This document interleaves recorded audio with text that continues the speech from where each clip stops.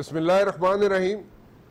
शेख रशीद साहब मेरे साथ मौजूद हैं और शेख रशीद साहब जनाब आपको याद होगा बहुत मुश्किल हालात थे और बड़ी प्रॉब्लम्स थी और जनाब नाके और यार कंटेनर्स और आपको मैं उस वक्त की बात बता रहा हूँ जब इमरान खान ने कहा था जनाब कि वो बाहर निकलेंगे और बाहर निकले तो नहीं इमरान खान साहब, लेकिन शेख रशीद साहब ज़रूर निकले, कमेटी चौक में निकले, DSNG पे चढ़े और मोटरसाइकिल पे आए और उन्होंने एक सिगार लगाया और सिगार लगा के सिगार पी के और फिर मोटरसाइकिल पर चलते बने जनाब। ये है शेख रशीद साहब, ये है शेख रशीद साहब की सियासत।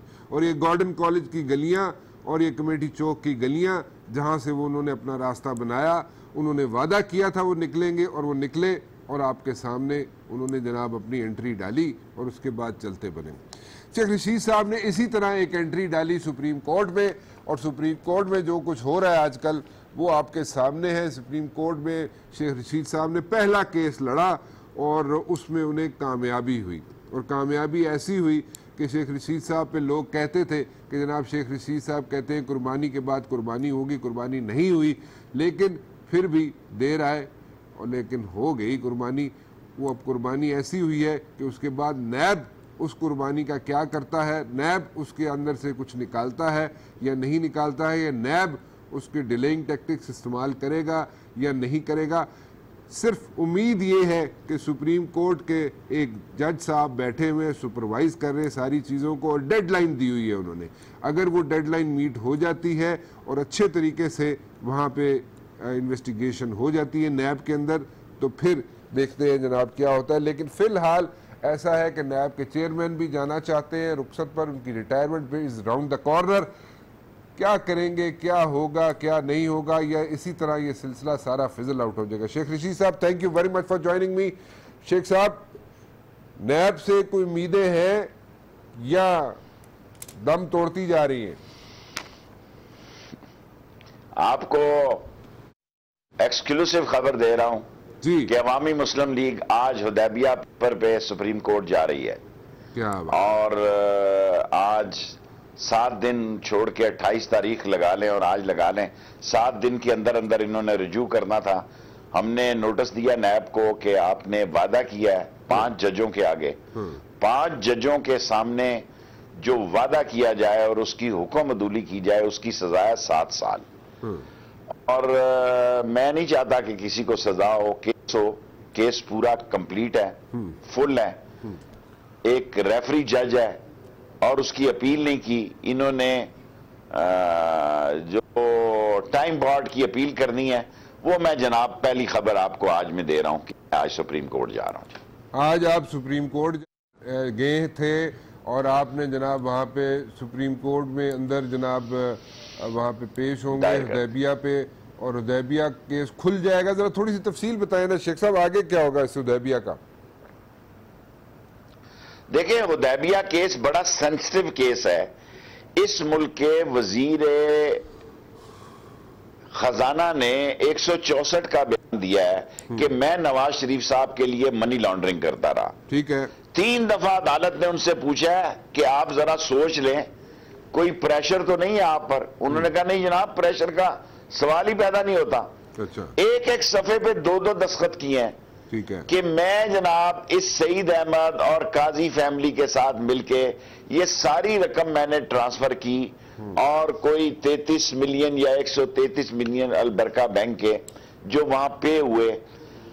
164 के बयान पर मैंने सुप्रीम कोर्ट में कहा था जस्टिस काबिल एहतराम अजमत साहब को, हजूर आपके और मेरे शहर में, क्योंकि वो भी पिंडी से हैं, लोग 164 के बयान पर सजाए मौत हुए हैं।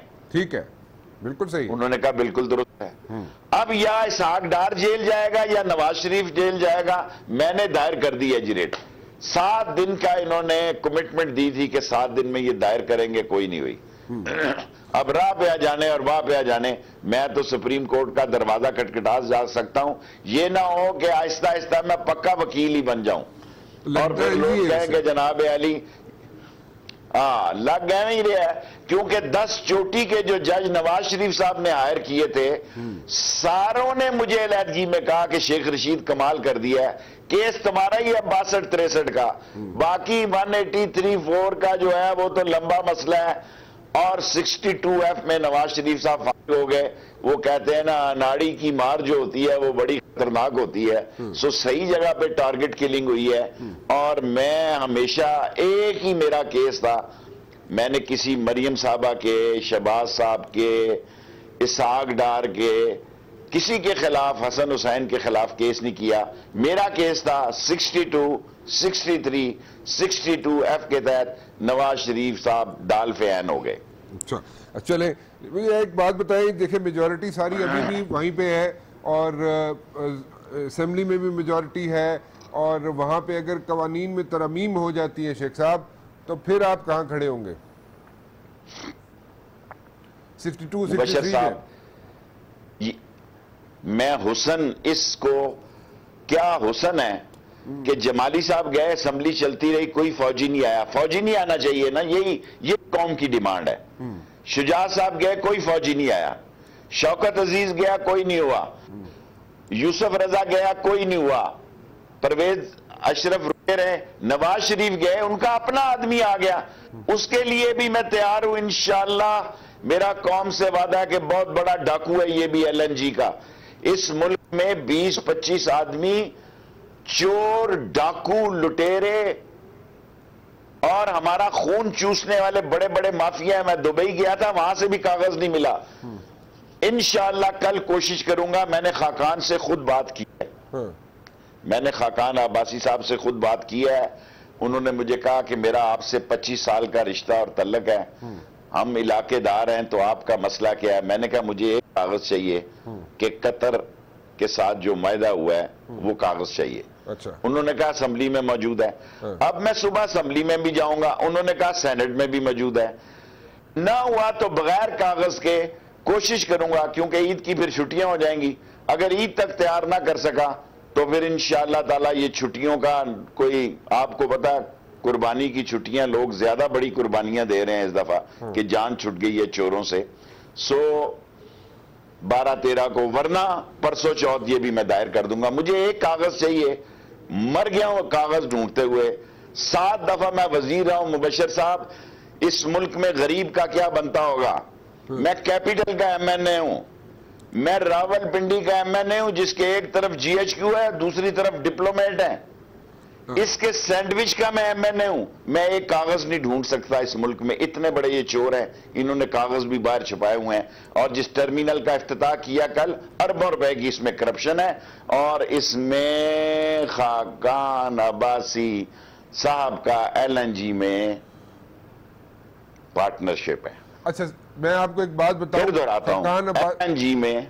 हाँ जी। अच्छा, मैं आपको एक बात बताता हूं शेख साहब, जो खकान अब्बासी हैं, खकान अब्बासी मेरे शो में आए थे और उन्होंने कहा है जनाब के LNG का रेट उन्होंने बताया है, LNG का रेट उन्होंने $5 बताया है। कागज आपको मिले या नहीं मिले? मैं जवाब दूं? जी जी प्लीज दें। दुनिया की सबसे महंगी LNG है, कागज तो निकालो। 15 साल तुम्हारे बाप की हुकूमत रहनी है। दुनिया में किसी ने 15 साल के लिए हुकूमत की है? इनका तो ख्याल ही नहीं था कि हमें कोई निकालेगा। इनको तो गश के दौरे पड़ गए। आधा घंटा तक फैसला आने के बाद इनके वकीलों ने इन्हें लॉलीपॉप दिया हुआ था। इनके वकीलों ने उनको ये कहा हुआ था, जनाब सत्तू पी के सो जाओ, खैरान सत्तू पी के सो जाओ। एक वो कागज ले आए, मैं वकील नहीं था। जब वो कतरी खत आया, मैंने सुप्रीम कोर्ट में कहा ये 1122 नहीं रेस्क्यू चलेगा सर, ये मौत, सियासी मौत का परवाना है। ये सियासी मौत का परवाना है। अच्छा। और मैं आज भी कहता हूं, जिस बेवकूफ ने नवाज शरीफ को कतरी खत लाने के लिए कहा, और उसकी सारी टीम को तेल में भगो के जूते मारने चाहिए। अच्छा शेख साहब, किसने कहा था? हेयर से चल ही नहीं सकता। अच्छा दसो सही। और अब जो ये टोपी ड्रामा लगा रहे हैं, हमने 3 दिन के नोटिस में जलसा किया जी लियाकत बाग में, ताकि लोगों को बताने के लिए कि पिंडी वाले किधर हैं। इन्होंने आजाद कश्मीर, मुजफ्फराबाद, गिलगित बल्तिस्तान सारी पुलिस को कपड़े पहनाए। 2-3 हजार 4 हजार लोग, 5 हजार लगा लो। हमने 3.5 घंटे बारिश में जलसा किया जी, और लियाकत बाग छोटा पड़ गया, दीवारें गिरानी पड़ी। और आप खुद पिंडीवाल हैं, पूछे बरीड हसन से लेके चांदी चौक तक अवाम का समंदर था। वो नफरत है, लोग मान गए हैं ये चोर हैं। अच्छा, इस तरह लोग मान गए हैं कि नवाज शरीफ के ये कतरी के प्लाट नहीं है, ये फ्लैट नहीं है, नवाज शरीफ के हैं। अब सुप्रीम कोर्ट ने क्या कहा है? सादा कौम है, जजेस ने कहा हमने 126 दिन सुना, फिर 2 महीने दिए, चलें खूह खाते में। कल कोई कागज ले आओ कि हसन और हुसैन बेनिफिशरी है, अब कभी भी हसन हुसैन पाकिस्तान नहीं आएंगे। मुझे तो नवाज शरीफ साहब का भी डर है कि वो भी आए बाएं शाएं करके निकल जाएंगे।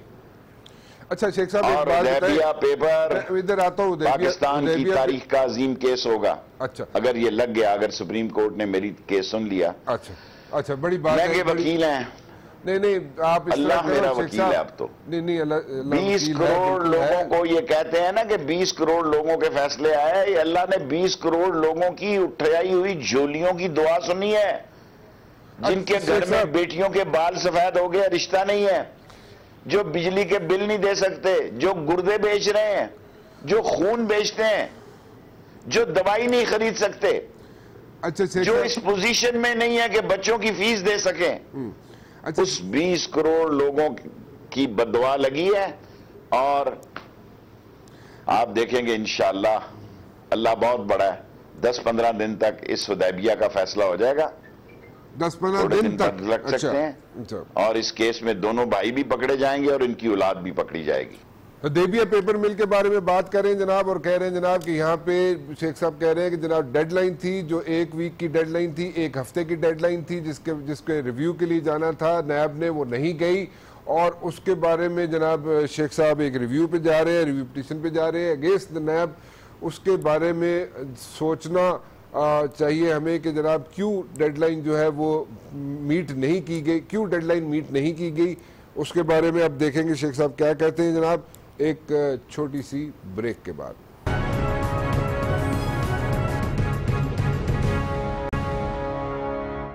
जो अब्बासी साहब हैं, हनीफ अब्बासी साहब, उनको बड़ी डांट पिटी थी जब मियां नवाज शरीफ साहब जा रहे थे यहाँ से अपनी रैली लेके लाहौर, और मियां नवाज शरीफ साहब ने बहुत डांटा था हनीफ अब्बासी साहब को, और उन्होंने कहा जनाब कि उधर तू बंदे ही नहीं इकट्ठे कर सके।